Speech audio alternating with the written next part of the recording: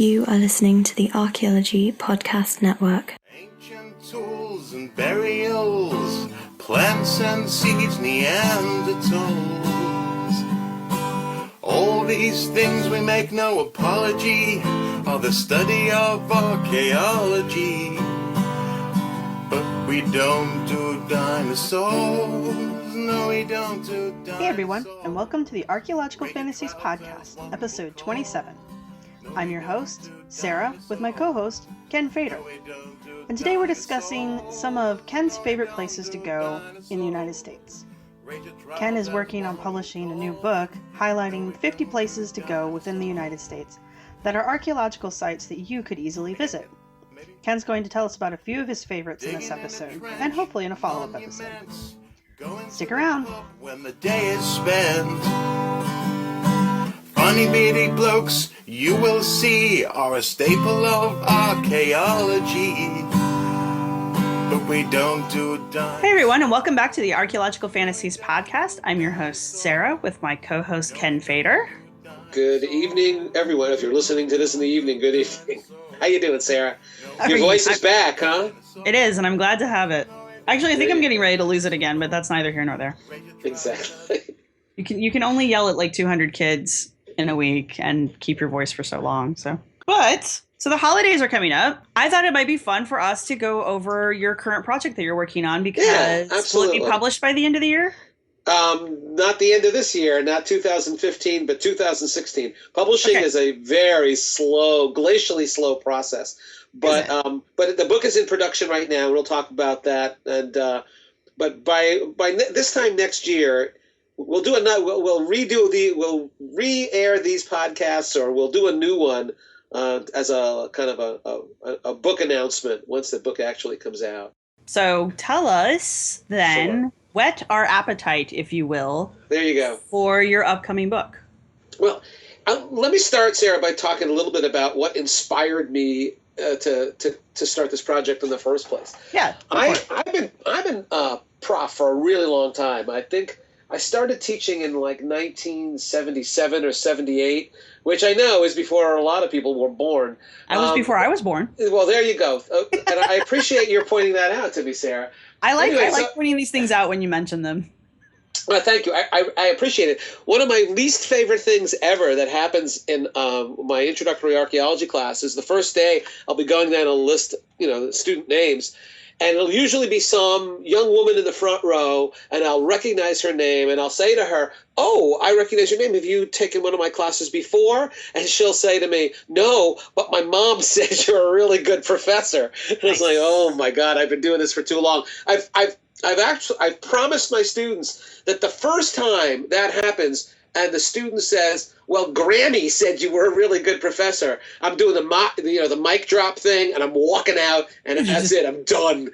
I'm retired. Yeah, absolutely. I'm out. But anyway, and really the inspiration for this project, which I have alternately called my 50 Sites project, my Archaeological Odysseys project, my Visiting Ancient America time travel project, really starts from that class. And when you've been teaching as long as I have, everybody has those moments of existential panic when you leave a classroom, especially after an exam, and you shake your head and you go, "What the hell am I doing? Is anything getting through? Am I making any change? Do these people understand anything?" And it was exactly one of those moments where I had just handed back, probably it was the midterm exam in that class, and the students hadn't done very well. And I began thinking, they're taking it for general education credit. They're not necessarily in there because of an abiding pre-existing love they had for archaeology. And am I having any impact here?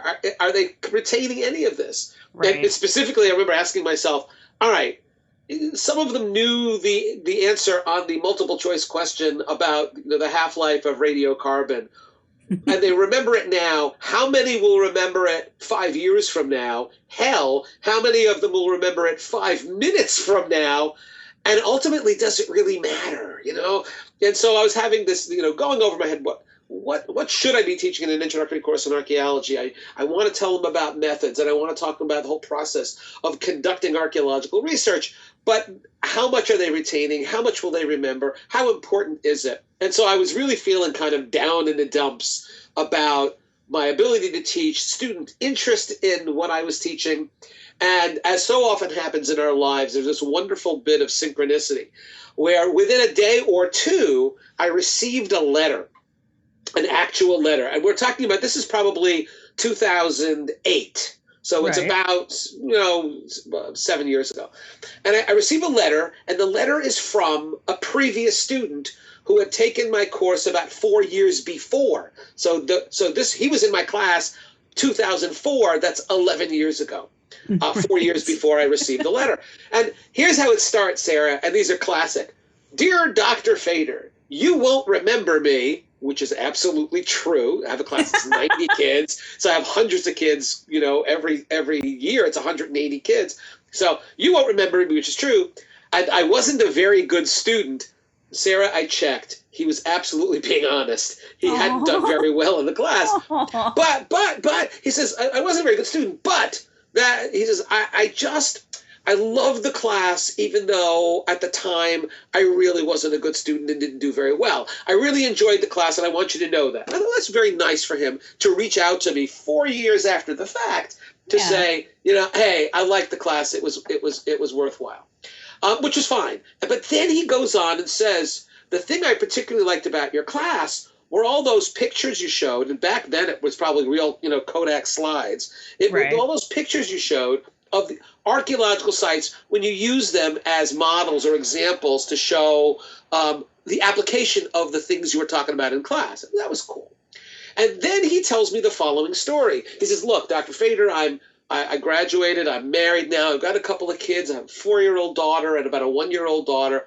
And we were, completely coincidentally, we were out in Arizona for our summer vacation. And we were driving along, I think it's I-17, which goes from the Mexican border all the way up to Flagstaff. And we were driving from Phoenix, in this part of it, we were driving from Phoenix north. And as we're driving, I turn to my wife and I say, oh, you see that sign, that big brown National Park Service sign that says Montezuma Castle? Remember that crazy archaeology prof I told you about? I have that impact on people even years after the fact. That sign says Montezuma Castle. He showed us pictures in class of Montezuma Castle. He had been there. And it looked really cool.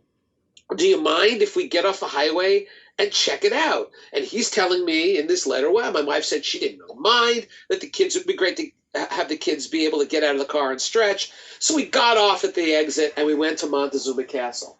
He then spends the next paragraph of the letter thanking me for expanding his horizons, for broadening his horizons. He never would have, had he not taken my class, he wouldn't have stopped at that site and would never have known how incredibly cool being in the presence of an ancient archaeological site can actually be. He said, Dr. Fader, your pictures were great, but they're two-dimensional. And actually standing on that trail and looking up at this amazing cliff dwelling, hidden in this little wall of a cliff, it really was spectacular.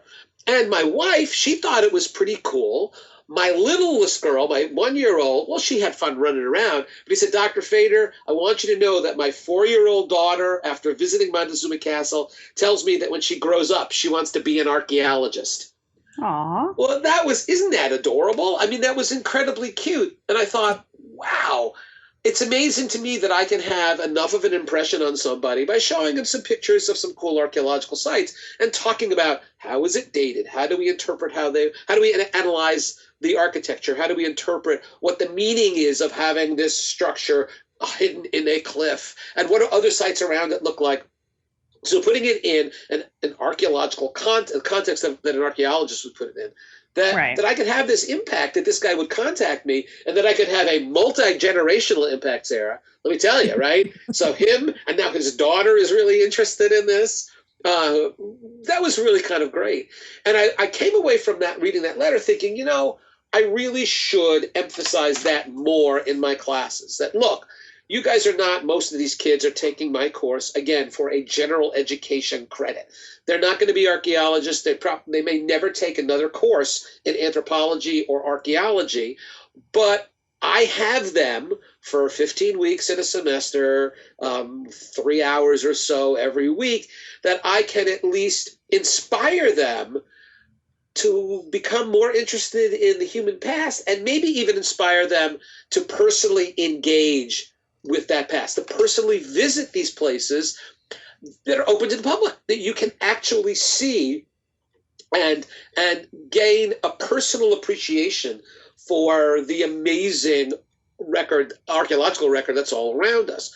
So I began in that class devoting the last third of the semester to showing them pictures of incredibly cool archaeological sites from around the world that I have been to, and some of which I've done a little bit of research at some of these places. So to show that, to share that, and to encourage them to visit these places for themselves. And I've had a really positive reaction from students who when they actually go off into their lives and see these places, they write me. They say, "Hey, Fader, I actually got to see Montezuma Castle or Mesa Verde or Monk's Mound and Cahokia, and thanks for turning me on to this. Thanks for making me think outside of my kind of narrow world and to see something that I otherwise wouldn't have actually seen." And that's been really gratifying.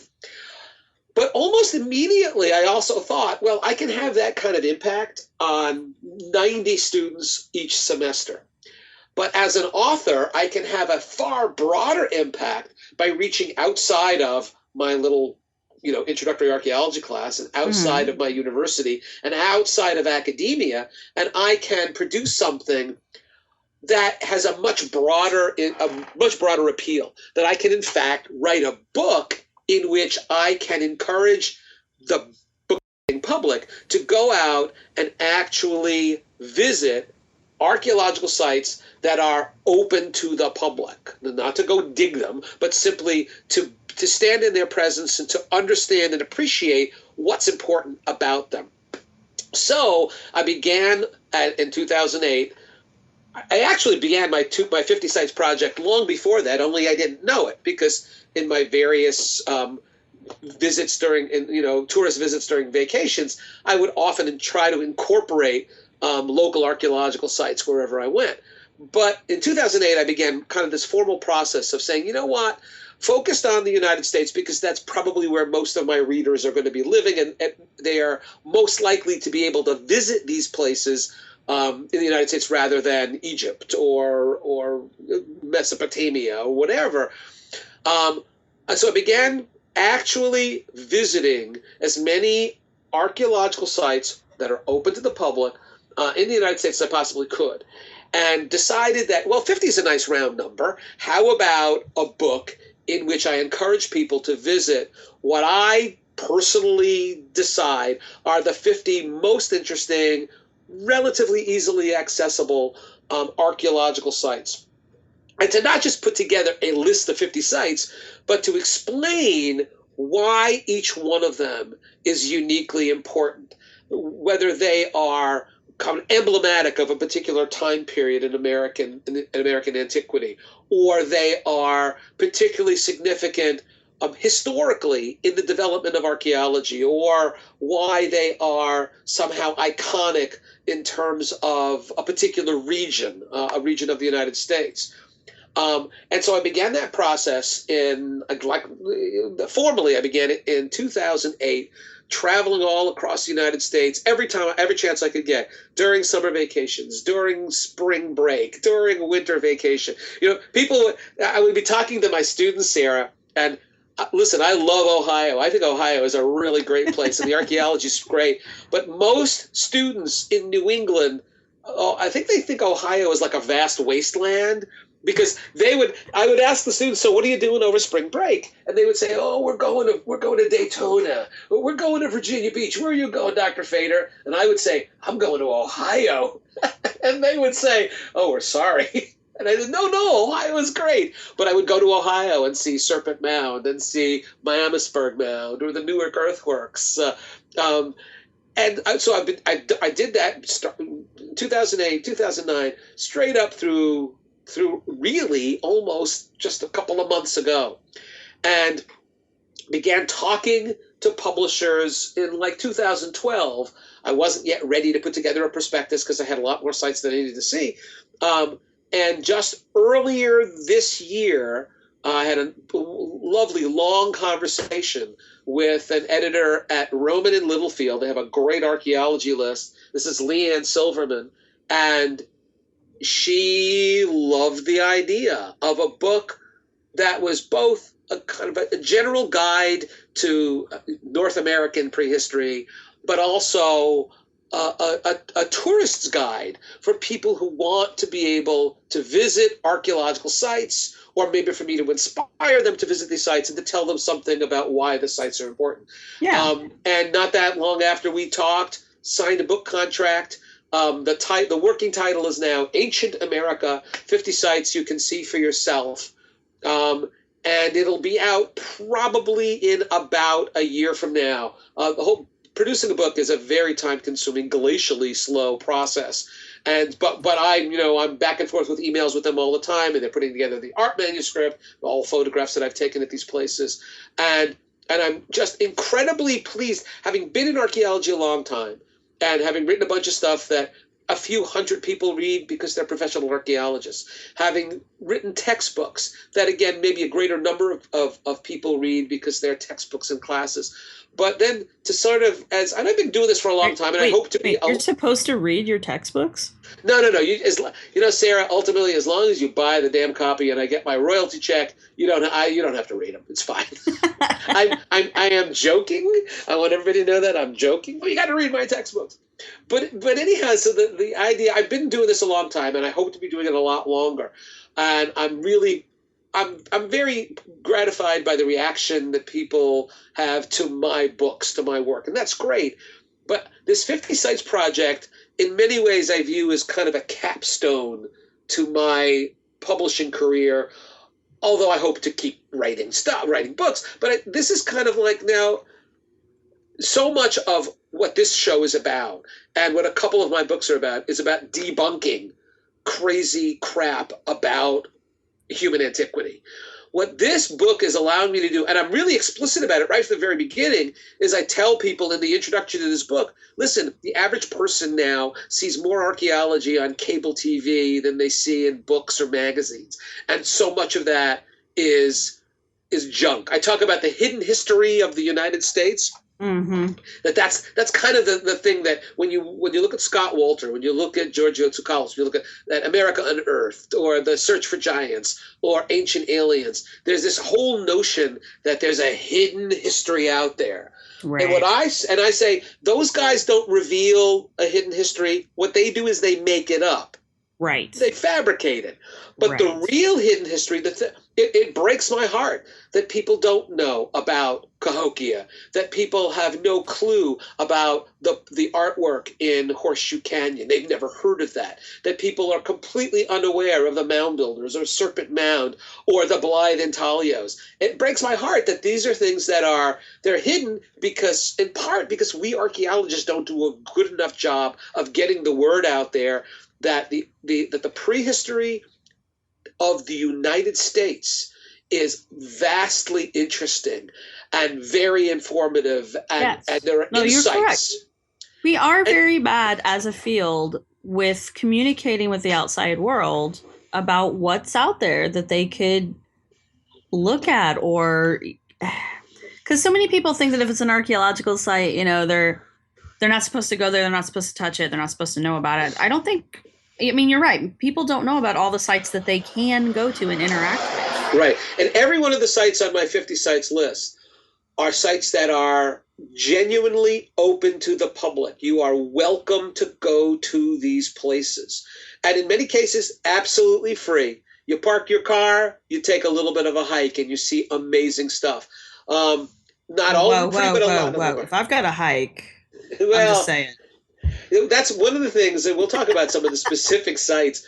But in fact, I got to be honest here, Sarah. One of my primary other archaeologists, colleagues of mine, will look at this book and say, "But Fader, you left out a lot of really important sites, and that's absolutely true.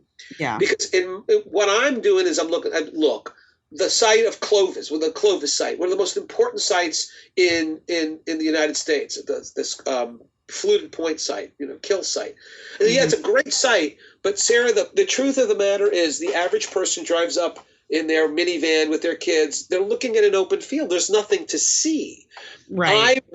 I'm being very, very honest about this. I chose sites in part on what I'm calling the wow factor. All of these sites are places that most people will go to. They'll look up at it and they'll respond, wow, that's really impressive, or really beautiful, or really mysterious, or just really damn interesting. And that's part of what I want. That's what I want. That's the reaction that I want. Okay, well, when we come back from break, will you be ready to jump into telling us some of these awesome sites? Absolutely. All right, so when we come back from break, we're going to start discussing some of these cool places to go.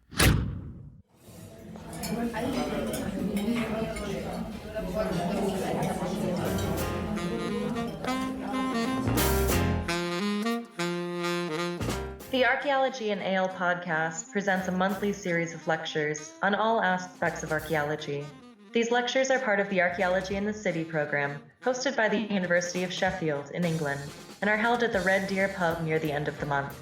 The podcast can be heard a few days later. Check out the Red Deer if you're in the area, or find this podcast on iTunes, Stitcher Radio, and at www.archaeologypodcastnetwork.com. Now let's get back to the show.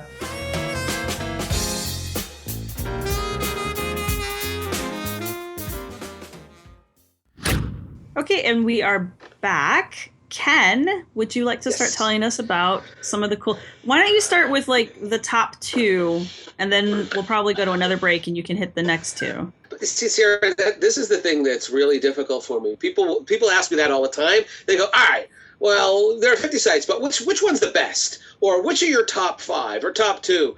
And to me, I've lived with this project for so long, Sarah, that's kind of like asking me, all right, so you got a couple of kids. Which one do you really like?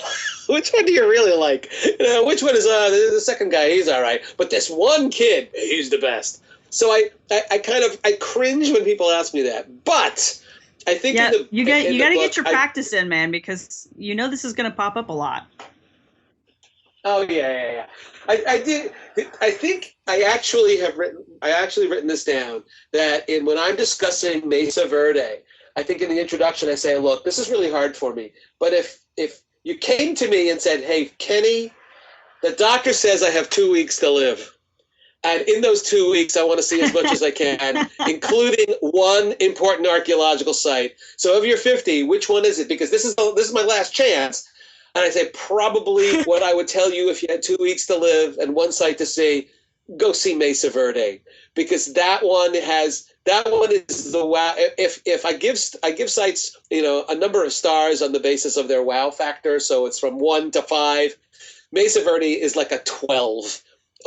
It is both because the individual elements of Mesa Verde are just so incredibly, mind-bogglingly amazing and beautiful, and also because there's such a concentration of the cliff dwellings. I think that I could be convicted of malpractice if I wrote a book about the 50 coolest sites in the United States, and if I didn't include Mesa Verde in that list of 50. If I didn't have Mesa Verde, don't buy the book.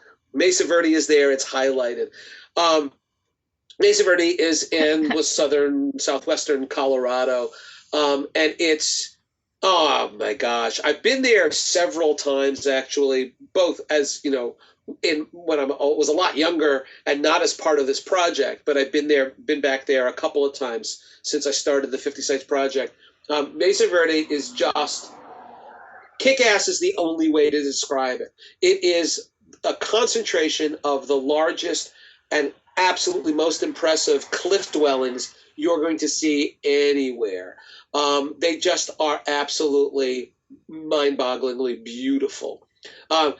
Mesa Verde is relatively easy to get to. I mean, it's a long drive from just about everywhere, but it's because it is such a popular place, it's a national park, because the federal government has made such a big deal about making it accessible, there are the route to Mesa Verde is relatively simple. It's all paved roads. Some of the sites that I'm asking people to go to are on dirt roads, but I never ask, in none of the 50 sites do you need necessarily to have a four-wheel drive vehicle.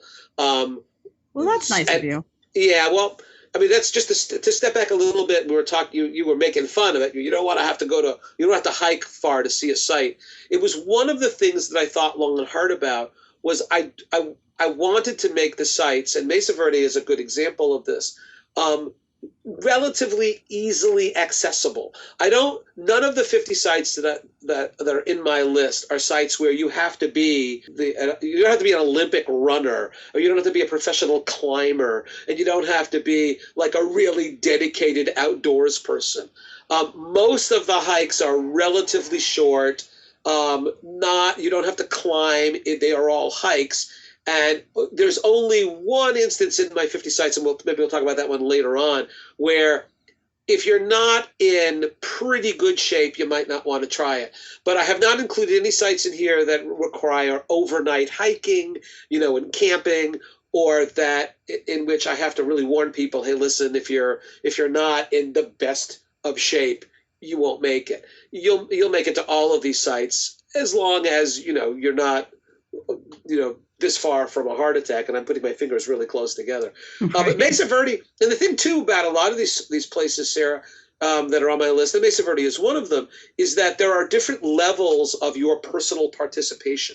So in the case of Mesa Verde, you can see most of the really impressive cliff dwellings by doing basically a windshield tour. If that's what you want to do, if that's what you feel comfortable doing, I don't recommend that, but basically that means driving along the paved road that's inside the national park, pulling over at pullouts where there are places to park, walking a very brief walk, sometimes on pavement, to an overlook, and then looking down into the canyon itself, and from a distance you can see amazing cliff dwellings. These are all made out of adobe and stone, and they are hidden sometimes away in these little niches, these natural niches in the cliff face below the actual mesa. Right. And so if that's what in the case of Mesa Verde, and in a number of other of these cases, if what you are comfortable doing, if what you are physically capable of doing is simply like getting out of your car and walking a couple of 100 feet, you can do that at Mesa Verde and have a really valuable experience. So especially places like Cliff Palace, which is, when I walk the little bit of the trail to Cliff Palace, and from above, just look down on it, it's jaw-dropping. It's mind-blowing. It's spectacular. It's beautiful. It looks like a fairy castle with turrets and square towers and round towers. It's the length of a damn football field, which is enormous. And it's 3 and 4 story towers. It's just spectacular. And if that's all you can do physically, that's all the time you have, you get an appreciation for the site. And you can do that for virtually every one of the cliff dwellings at Mesa Verde. One of the most spectacular, in fact, is a place called Square Tower House, which is you park in an overlook, you walk, it's a very short hike to the overlook. And in the past, that's all you could do is you look down at this 4-story tower. It's a relatively small cliff dwelling. It's not as big as Cliff Palace, but it's it's gorgeous and it's just so evocative. It's alien, and yet you recognize it as being a beautiful place where human beings would want to live. It's only actually very recently that the Park Service has initiated guided tours of Square Tower House ruin, so that most people, and I have never done that tour, I have never been there when the tour was being offered, but a ranger actually walks, and it's a moderately strenuous hike, and it's 3 hours in and probably 3 hours out and back up. So that's a hike that probably requires the individual being in relatively good shape and comfortable hiking for hours and bringing water and snacks and whatever else. So in that case, in Square Tower House in the past, you could only get this view from a distance. Bring binoculars, bring a telephoto lens, it'll be great. But now you actually can, with a guided tour, and those are given irregularly. At this point, there's not a regular time for that tour, but you can go down into that. In the case of Cliff Palace and Balcony House, which is another incredibly cool cliff dwelling at Mesa Verde, to keep the numbers down, you sign up in advance and you pay a couple of bucks for a ranger guided tour down into Cliff Palace and down into and then up into Balcony House. And those are incredibly cool. And those are the tour down to Cliff Palace. Just about anybody in halfway decent health can go, in halfway decent shape can get down into. It requires climbing a couple of ladders, but they're not especially tall ladders, and there's not a lot of exposure. So you're not like walking along the edge of a cliff and, oh my, if you look down, you're going to fall. So that one is relatively easy to get to, and I highly recommend it. The ranger brings you down into there with I think it's a group of 30 or maybe 40 people. So while there are other people there, it's not an overwhelming number. So you can actually take photographs without lots of people in your photograph and your pictures. And you get just such a different visceral appreciation for that place by actually walking down into it. So, I mean, you can see it from above, but man, you don't get the full experience unless you can go down, walk down into it. Balcony House. I think as cool as it is for us to go there, just imagine how cool it probably was to live there on a daily basis. Oh my God, it's, yeah, absolutely. In some cases, another site, Walnut Canyon, which is not as visually beautiful, the sites themselves, the cliff dwellings themselves are not as visually beautiful as Mesa Verde, but the view you get is maybe even more impressive. But in that case, you really are, as somebody who has raised a couple of kids, a couple of active boys who are constantly running around and, falling down and getting bruised and getting back up, you look at a place like Walnut Canyon where, I don't know, it's like about 1,000-foot drop from the cliff dwelling down to the bottom of the canyon, and you wonder, how do they keep their kids in line? Right. You really have to worry. As far as I know, the archaeology that's been done at Walnut Canyon, they haven't found a lot of skeletons of small children at the bottom of the cliff. So as nearly as I can tell, that didn't happen a lot, but it really is disconcerting. Yeah, it's the thing about Mesa Verde that blows me away is, yep, you're right. Imagine how cool it was to live there. But also this, as the perspective of a non-native person, that's me, but a person interested in archaeology. Sarah, can you imagine being the first European American who by complete luck walks to the edge of that canyon, looks down and says, holy shit, what is that? And the other thing that's completely freaky is that actually happened in the 1880s. And as far as we know, nothing before that. So it's only at the tail end of the 19th century that the Wetherell brothers were cattle ranchers. And so they're just following their cows, and they lose one, and they're looking after one, they're on horseback, and they come to the edge of this mesa, and they literally look down into it, and they say the equivalent of, holy shit. And they're the first European Americans to see those cliff dwellings. And it's the Wetherell brothers who immediately thought, you know what? We should give tours of that. People would pay us money to take them down into those cliff dwellings. And in fact, they went down in by horseback, and they looked around and began offering tours to people. So that must have, and that's the thing that gets me is my grandfathers were both born in the late 1890s. So it blows my mind to think that my grandfathers were born 10, 15 years after the first European Americans saw Mesa Verde, the cliff dwellings of Mesa Verde. So they're not that far removed from the period when people were first awestruck by these amazing cliff dwellings.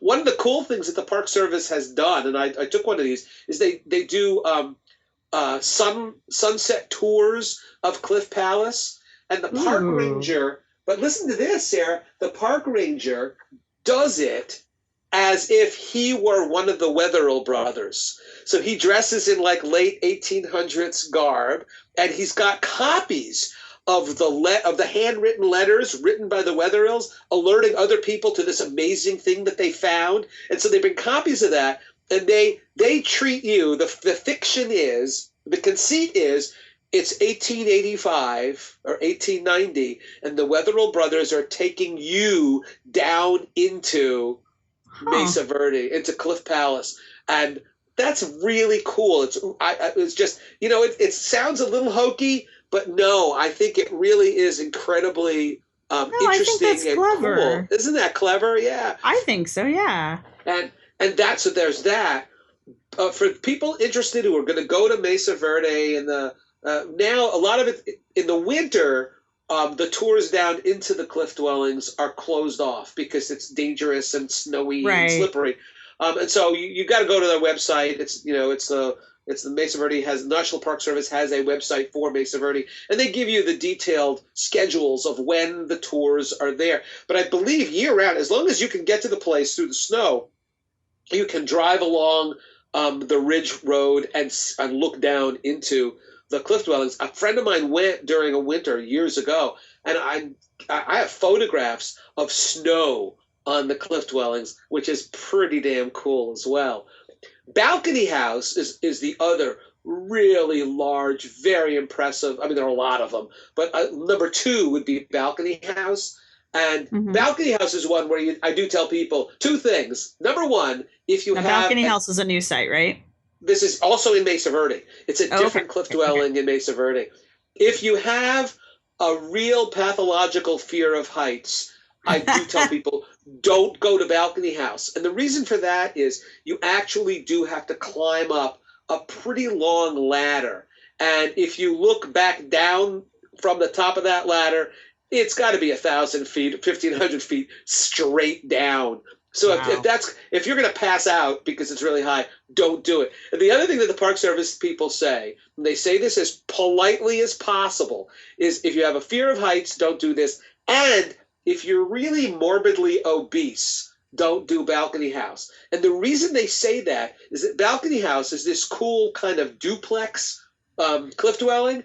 And to get from one side to the other, there's a narrow pathway, a narrow tunnel that was part natural and part expanded by the ancient settlers, by the ancient people who worked in, lived in, and built Balcony House. And I don't know if this is true, but a ranger told me once that a guy who was really gigantically big, he decided he could get through it and actually got stuck in the tunnel, and they had to send back to the cafeteria for like cooking oil to kind of grease him down to push him through. No. And that's got to be tremendously embarrassing, right? Oh my God. So they tell you that. Here, the thing is that I'm not super comfortable with heights. So when I first did Balcony House, I thought, do I really want to do this? And I get to the bottom of the ladder, and the person in front of me on the ladder goes, scampers right up. And I thought, well, if he can do it, I can do it, because he was 6 years old. I said, hey, listen, I'm not gonna weenie out if a 6-year-old can climb a ladder. I can do it too. It is a little bit scary.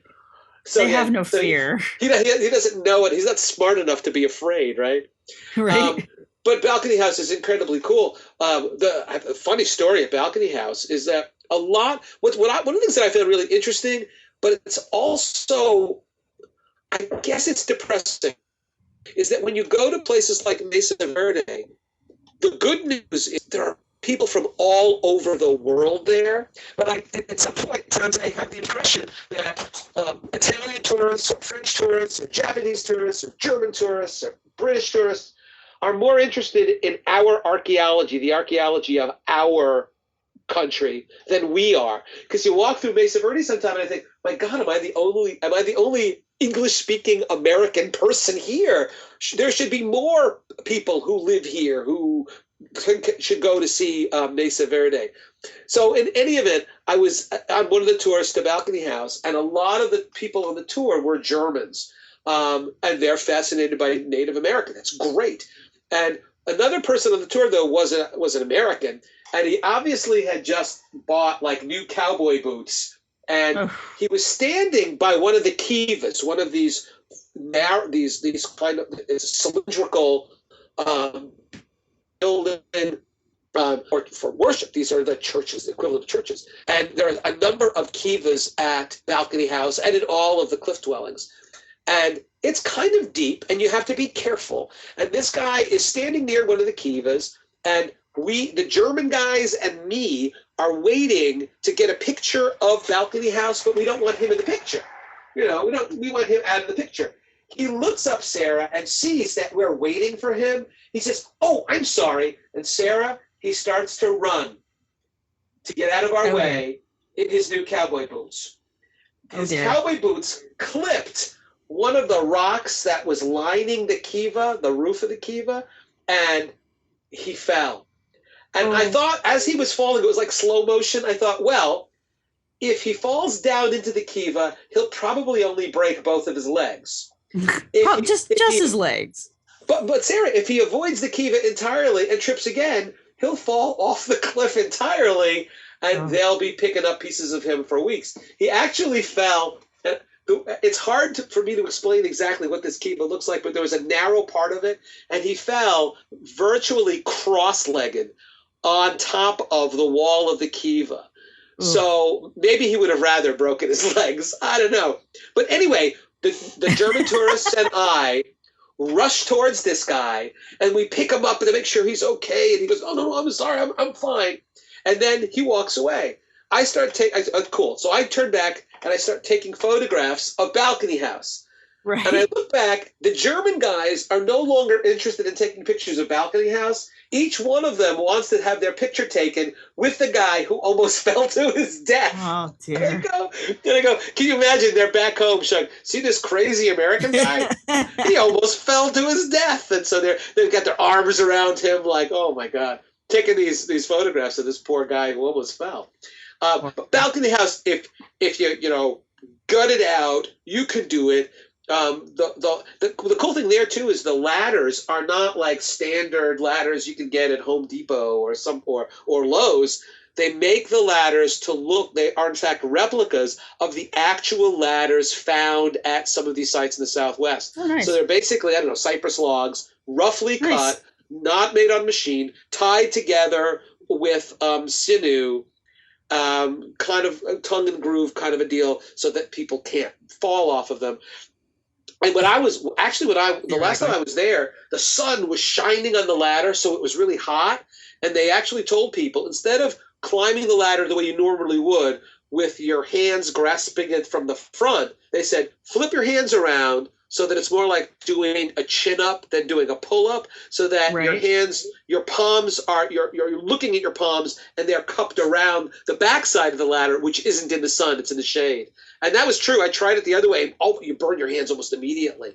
I see. Yeah. It's a little bit scary, but it's certainly worth it. And then the thing at Mesa Verde as well is that hang on, Ken. We got to take a break real quick, and then we'll come back and you can wrap up Mesa Verde and maybe tell us another one? Yeah, you bet. Okay.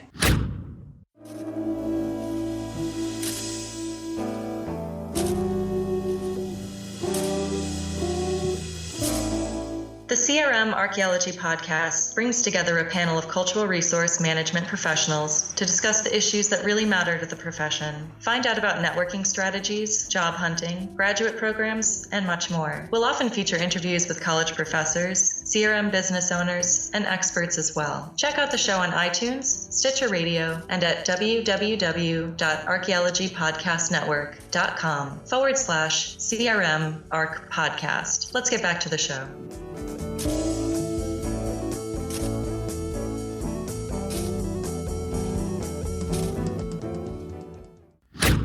So, we are back. Ken's going to wrap us up at Mesa Verde, and then we are going to talk about...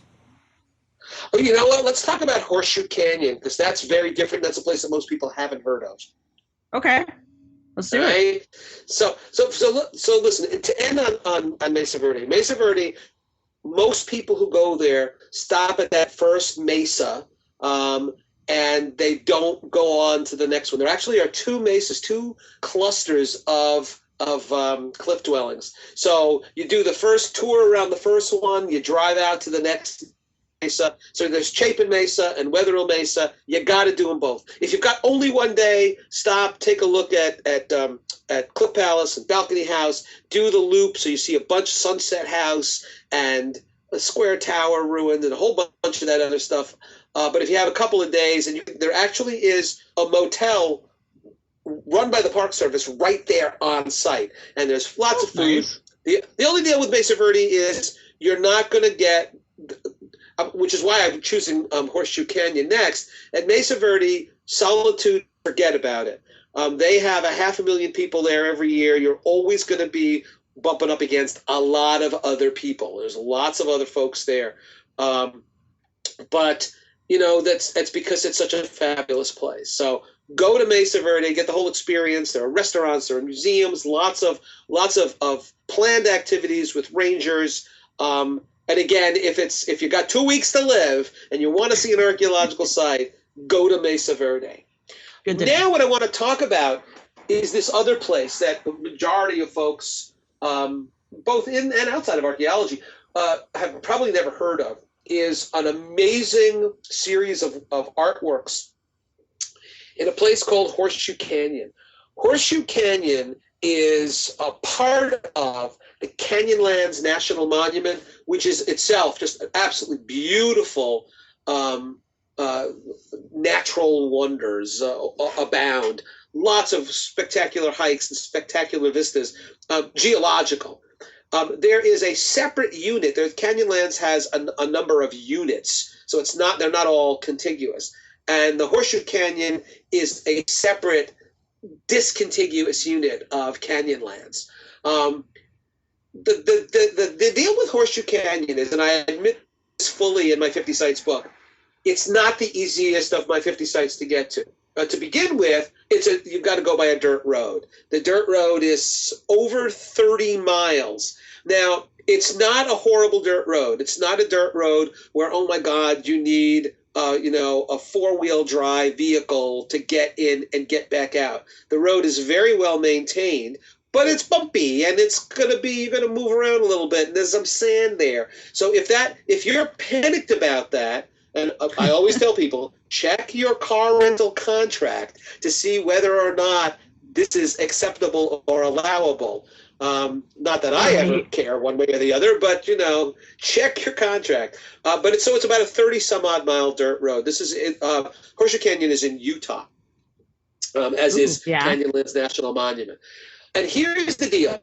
So you've got number one, you've got that to deal with. And if you're uncomfortable driving on a dirt road, and in all cases in the Southwest, no matter how good the dirt road is, if it's been raining like hell, don't do it, because that's when it gets really soupy and gummy. And even in a four-wheel drive vehicle, you might get stuck. And I don't want anybody to ever have to pay the towing charge when you're 30 miles in the middle of absolutely nowhere, Utah.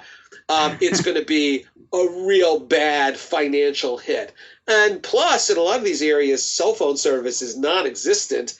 And so you're going to be 20 miles up a dirt road. It's been really wet, so you get stuck. Good luck getting anybody. Good luck being able to contact anybody. But if it's a nice sunny day, as it often is in Utah, the drive is relatively easy to get to, and I give the directions in my book. The next issue is maybe even a little bit larger. The dirt road to Horseshoe Canyon ends in a cul-de-sac. So there's a nice area for parking. You can even camp there if you want. There's a pit toilet. So they know people are using this as a trailhead to see this spectacular art. You then are going to hike, and the elevation difference is 800 feet, which doesn't sound like a lot. You're not climbing Everest. However, remember that if you go down into a canyon 800 feet, you have to hike back up out. And so 800 feet can be a little bit challenging. And the hike along this hike, so you go down into the canyon, it's not a scary hike at all. There's no exposure, is I think what climbers call it. There's no instance in which, oh my God, if I make a wrong step, I'm going to fall to my death. It's nothing like that. The hike is relatively simple down into the canyon. Once you get to the bottom of the canyon, it is kind of sandy. And if you've walked any great distance in your bare feet on a beach, you know that that's very tiring. And a lot of this hike is through kind of a loose, sandy soil.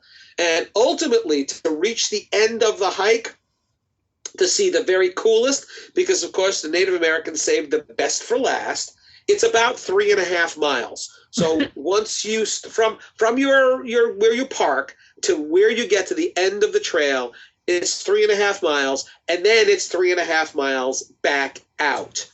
If you hate hiking, don't do this.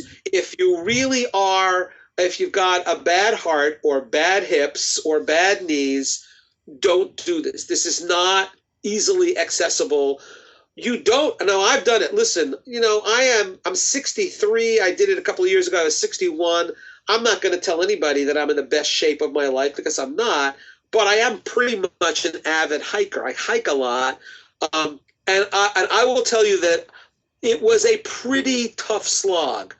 I wouldn't call it like extremely strenuous or like soul sucking, but it's a long hike. The ranger who was actually at the end of the trails said something like, well, there's like, when you figure out hiking in sand, add 50% to that. So while it's 3.5 miles out, 3.5 miles back, 3.5 miles in, 3.5 miles back out, that's 7 miles. He said, like, add 3 miles to that. And it feels more like a 10-mile hike than a 7-mile hike. So this is not for everyone, but I highly recommend it to anybody who's reasonably healthy if you like hiking, because you're going to see what I think over the 50 sites that I've seen about the most spectacular rock art you're going to see anywhere in the world. Now, along the way on this hike, you don't have to wait for the Great Gallery, which is the thing at the end of the trail, to see cool art. There actually are 3 clusters of art before you reach what's called the Great Gallery. All of the art, or just about all of it that I remember seeing, they're all pictographs. So they're these beautiful paintings done along these cliff walls.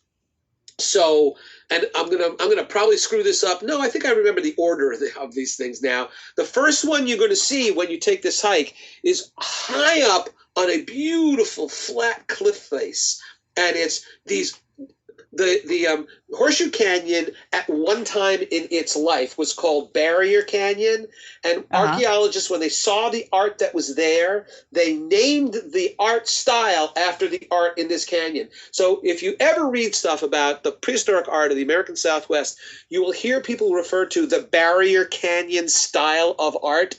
And what they're talking about is this stuff in Horseshoe Canyon and in a number of other canyons that are also in the 50 Sites book. Sago Canyon is an example of that as well, and a lot more easily accessible than Horseshoe Canyon.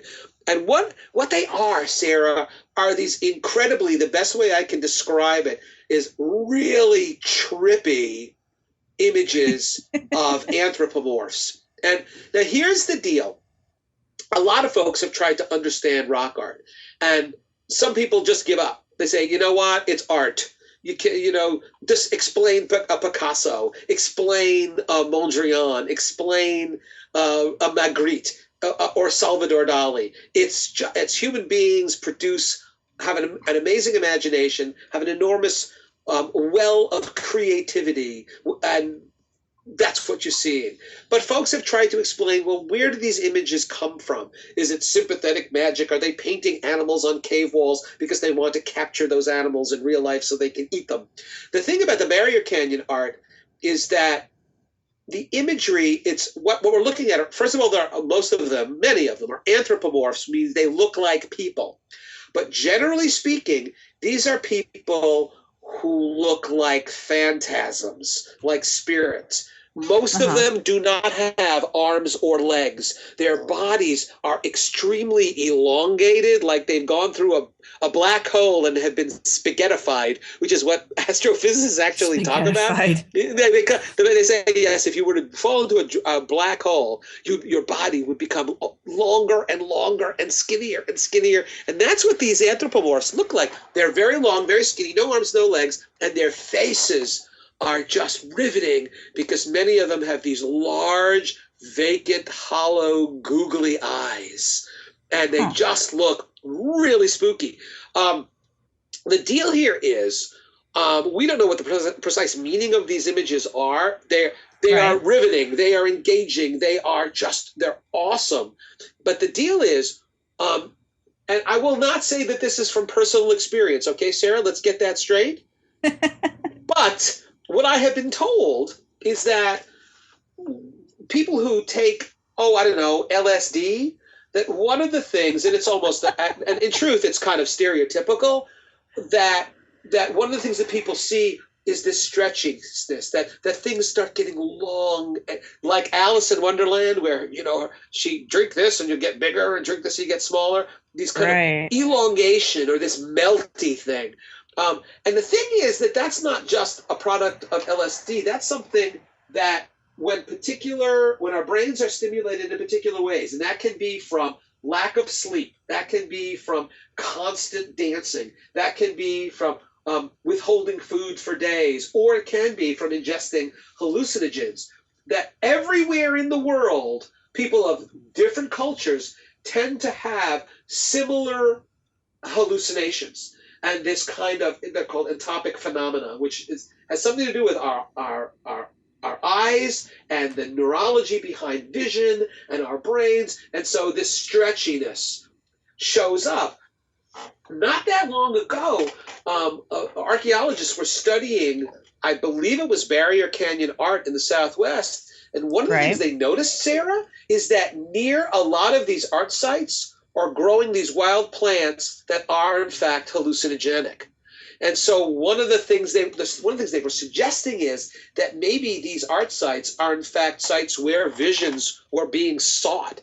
And one of the ways in which visions were facilitated was by ingesting hallucinogens. And then these visions, either while they're having them or after they come down and remember them, that the folks who took these hallucinogens, the folks who went into these trances, believed that what they saw was another world, a spirit world, and then they translated what they saw in these trances, in these visions, in these hallucinations, whatever you want to call them, onto these walls. So, so when you're standing there at Horseshoe Canyon and you look up at this enormously high cliff, and I immediately wonder, how in the hell did anybody get up there to produce this art? And that's a really good question. But these long, stretchy bodies, you continue, now you're down at the bottom of this cliff. You continue along, and then there are two, before you hit the Great Gallery, there are these two panels where there are lots of these stretchy humans and lots of animals, but then you get to the Great Gallery, which just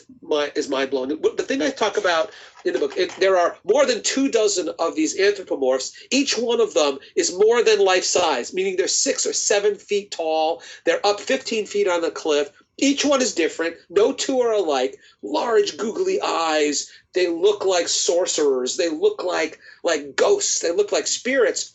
And the coolest thing, Sarah, is that when we walked out to the site, there's a couple of us, and there were a few people there already. Everybody, I think, has had this experience where you walk someplace and you're talking with your friends and you're having a good time and you're laughing, and and whether it's a magnificent vista or a beautiful work of art, everybody gets quiet, and nobody had to say, shh, be quiet. It's just like, wow, you're in the presence of something incredibly significant, maybe holy, maybe spiritual, and everybody just automatically hushes and speaks in whispered tones. That's exactly what happened when I got to the Great Gallery at Horseshoe Canyon.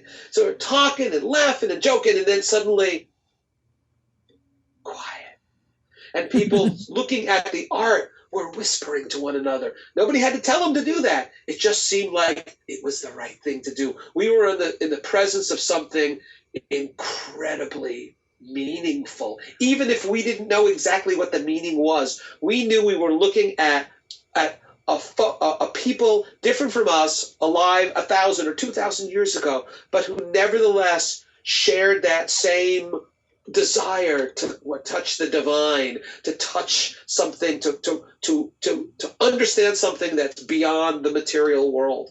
And that was incredible and worth the 3.5 mile hike down into the canyon and that 3.5 mile. But the thing about that 3.5 mile hike back out, which was really ridiculous, was that as you're hiking back out, you could see the parking area, you could see the cars, and then you would lose track of it as you were hiking around a little knob of rock.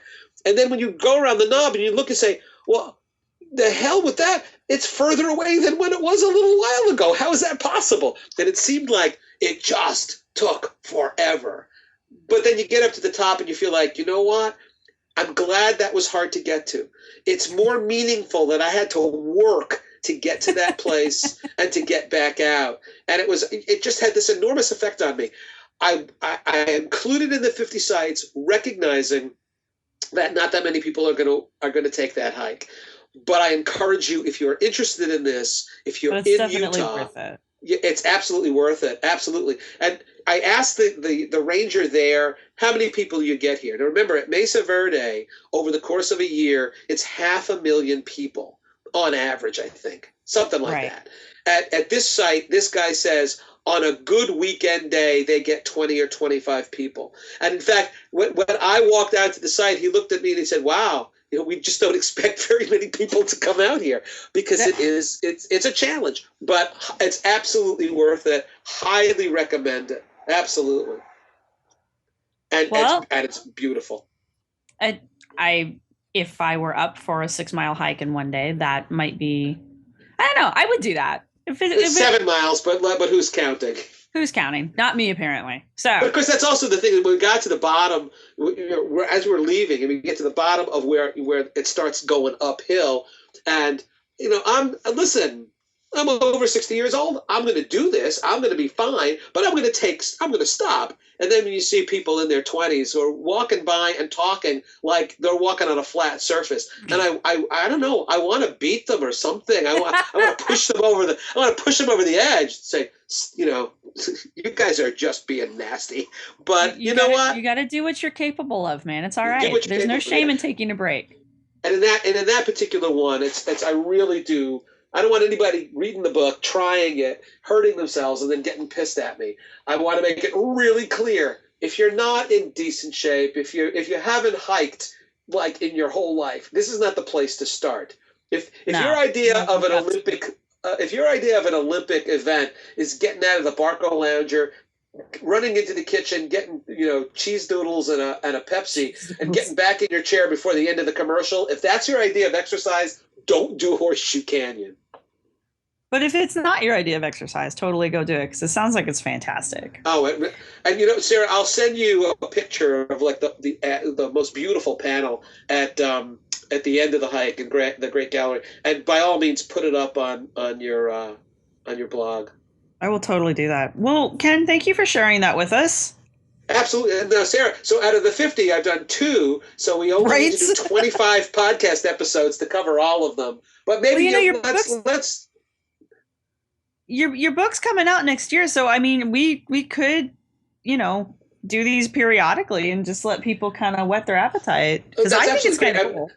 And it's totally cool. And when the book actually comes out, we'll do like a book release podcast, and we can talk about that. And what I'll do is I'll try to talk my publisher into giving people a discount if they buy it through your blog, and you can get some money out of the deal. We'll figure something out. I like money, so this will work out. Yeah, absolutely. All right. We'll figure it out. Well, Ken, thank you very much for sharing that with us, and hopefully we'll get some more of that. Yeah, totally. So thank you very much, and I guess we'll talk later. We sure will, Sarah. All right, man. Bye. Raise your trials as one will call. No, we don't do dinosaurs. Thanks for listening. We hope you've enjoyed it. Our music was provided by Archaeology Productions. If you like what you've heard, please subscribe and rate us on iTunes or Stitcher, and share us wherever you use social media. You can contact us with your questions, comments, or angry email at archifantasies@gmail.com. You can follow the podcast at www.archaeologypodcastnetwork.com/archifantasies. You can follow the blog at www.archifantasies.com and get updates on Tumblr and Twitter at ArchiFantasies. You can also look for us on Facebook. If you're looking for the show notes for this episode, go to the podcast website at www.archaeologypodcastnetwork.com/archifantasies. Thanks again for listening. No, we don't do dinosaurs. No, we don't do dinosaurs. This has been a presentation of the Archaeology Podcast Network. Visit us on the web for show notes and other podcasts at www.archaeologypodcastnetwork.com. Contact us at chris@archaeologypodcastnetwork.com.